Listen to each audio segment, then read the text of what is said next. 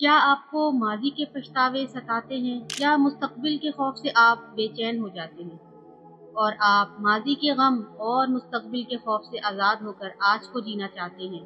تو یہ ویڈیو آپ کے لیے ہے۔ ہمارے ذہن کی عادت ہوتی ہے کہ وہ ہمیشہ حال سے بھاگنے کی کوشش کرتے ہوئے ماضی یا مستقبل کی فکروں میں رہتا ہے۔ ماضی کا غم ایک بیکار بوجھ۔ ہم سب کی زندگی میں کچھ نہ کچھ ایسے لمحے ضرور ہوتے ہیں جنہوں نے ہمیں توڑ دیا ہوتا ہے، ہمیں دکھ دیا ہوتا ہے، غلطیاں، نقصان یا کسی اپنے کا بچھڑ جانا۔ یہ ایک حقیقت ہے کہ ماضی ہماری زندگی سے گزر چکا ہوتا ہے، لیکن انسان کا ذہن اس حقیقت کو نہیں جانتا، اور ہوتا یوں ہے کہ ذہن کسی بھی واقعے کی ریکارڈنگ انسان کے ذہن میں چلا دیتا ہے، جس سے انسان ماضی کے دریا میں بہنا شروع ہو جاتا ہے۔ ماضی میں رہنے والا ذہن بیمار ذہن بن جاتا ہے۔ ایسا شخص ہر وقت اپنے کندھے پر ماضی کو لاش کی صورت میں اٹھائے پھر رہا ہوتا ہے۔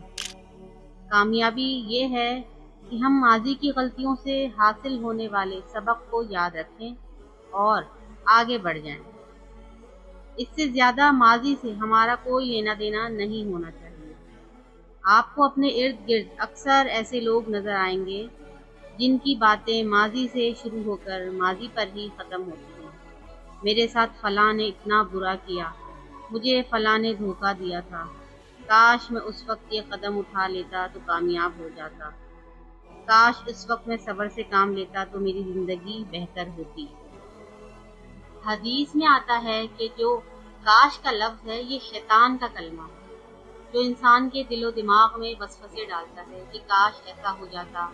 ایسی سوچ انسان کو نا امیدی اور مایوسی کی طرف لے کر جاتی ہے۔ ماضی وہ سفر ہے جو گزر چکا، گزرے ہوئے کل میں کھوئے رہنا سراسر بے وقوفی۔ ماضی ہمارے پاؤں کی زنجیر بن جاتی ہے، اور وہ زنجیر جو ہماری خوشی، ترقی اور سکون سب کچھ ختم کر دیتی ہے۔ مستقبل کا خوف۔ ہم سب کے دل میں مستقبل کے حوالے سے کچھ نہ کچھ خوف ہوتا ہے کہ کل کیا ہوگا، صحت کیسی رہے گی، بچوں کا فیوچر کیسا ہوگا، وغیرہ وغیرہ۔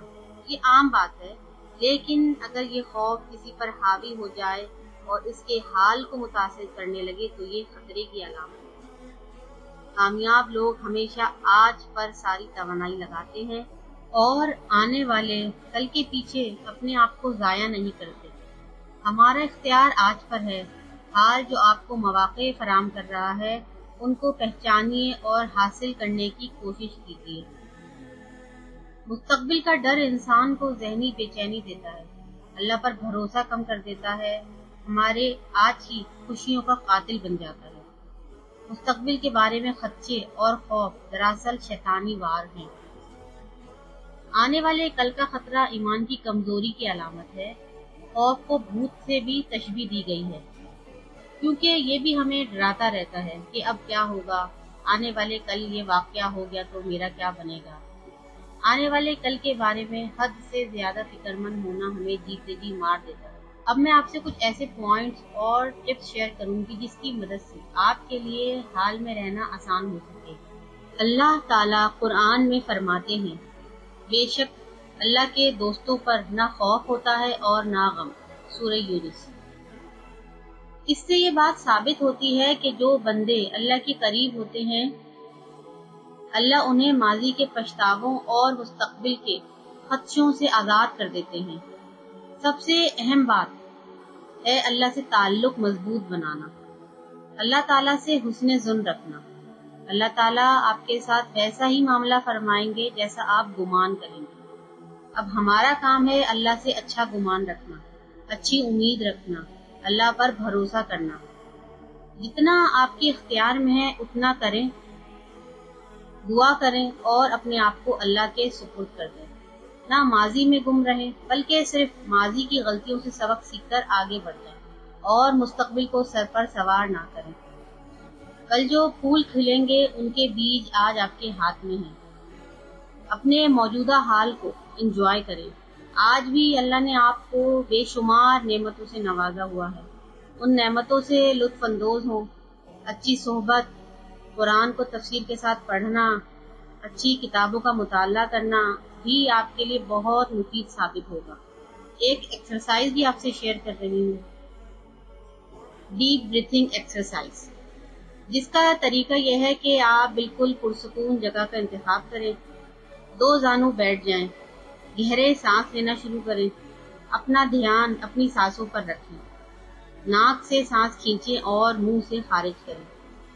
آپ کا ذہن بھٹکنے کی کوشش کرے گا، مگر آپ نے اپنا سارا فوکس اپنی سانسوں پر رکھنا ہے۔ 5 سے 10 منٹ مائنڈ فلنس کی اس ایکسرسائز کے بعد آپ اپنے آپ کو بہت ہلکا پھلکا محسوس کریں گے۔ خلاصہ، آپ اپنے آج کے مالک ہیں۔ ماضی گزر گیا، آپ اسے بدل نہیں سکتے۔